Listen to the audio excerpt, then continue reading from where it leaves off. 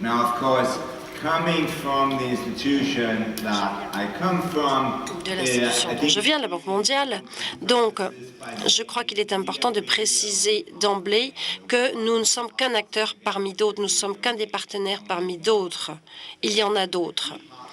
Les partenaires essentiels dans cette affaire, c'est qui?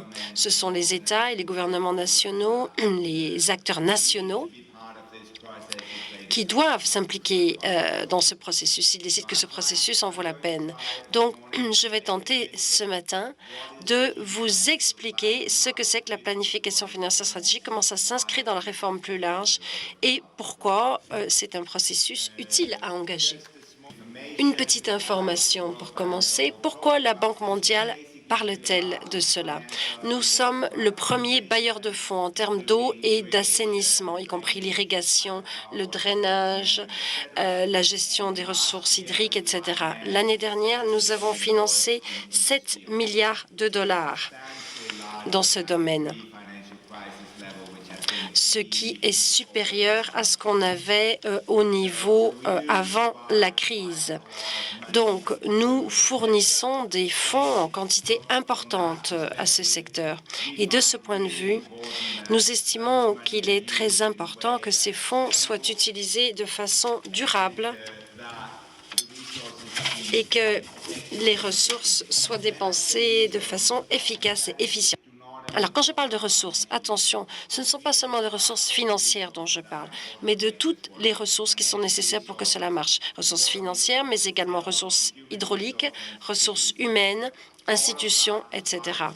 Tout cela fait partie de ce dont nous parlons. Si vous faites de la planification financière stratégique, comme cela a été fait dans un certain nombre de pays, l'OCDE a aidé un certain nombre de pays, notamment en Europe orientale et en Asie centrale. Nous avons travaillé avec des pays comme le Mexique, mais également le Sénégal, donc des pays très divers.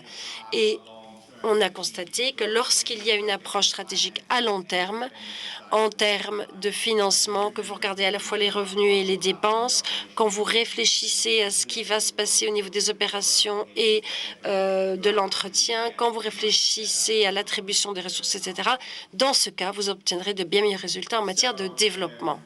Certains estiment que c'est quelque chose de très technique, de très financier. Et je ne crois pas que ce soit le cas. En fait, on part de quelque chose de très fondamental, très rudimentaire, à savoir comprendre les liens entre l'eau et la croissance, le lien entre l'eau et le niveau de vie des populations, et comprendre le niveau de service approprié pour un pays donné et comment on va arriver à le maintenir sur la durée. Alors, pour que cela marche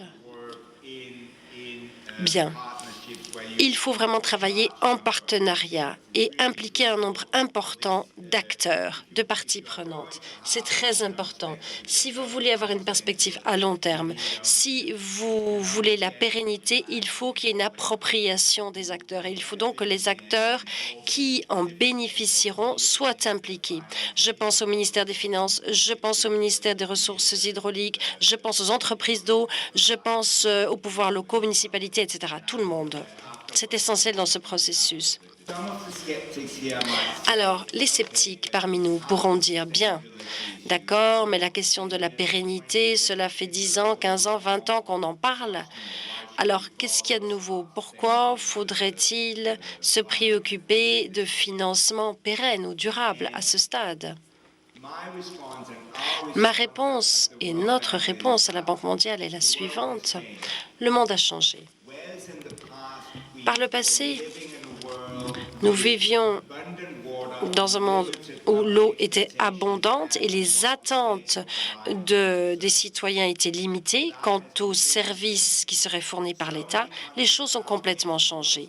Beaucoup de pays maintenant se trouvent dans une situation de raréfaction de l'eau, de concurrence pour l'eau entre les zones rurales et les zones urbaines, entre l'hydroélectricité et l'irrigation, entre différents bassins fluviaux, etc.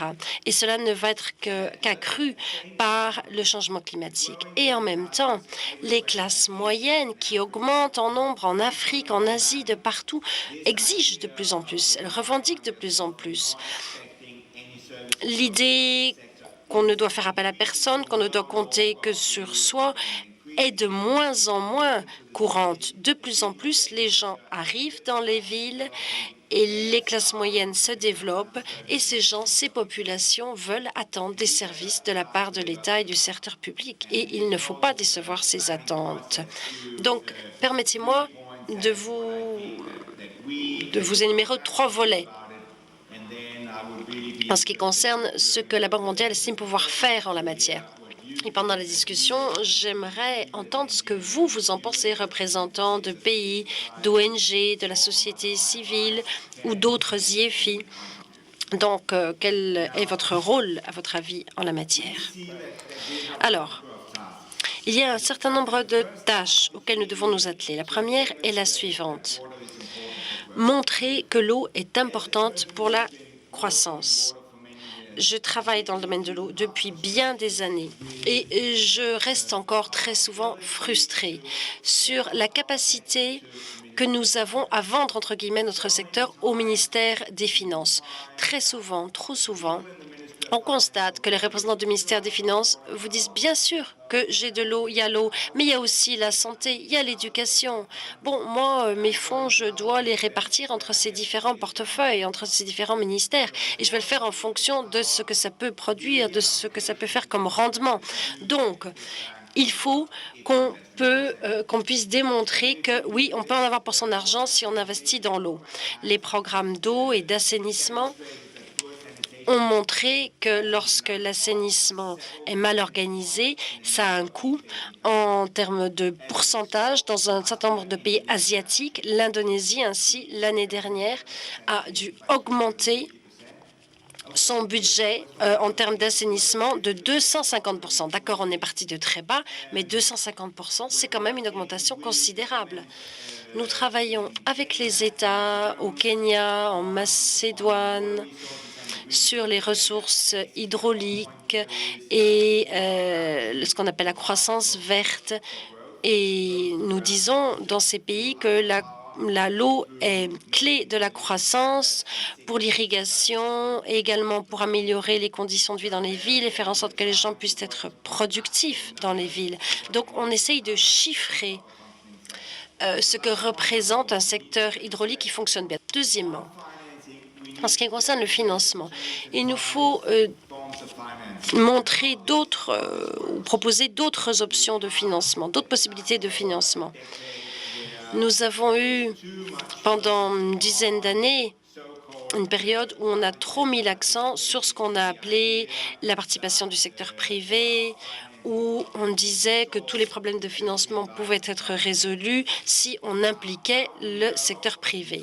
Bon, on en est revenu, on a tiré les enseignements de nos erreurs, on sait que tel n'est pas le cas, et certes, le secteur privé a un rôle important à jouer, mais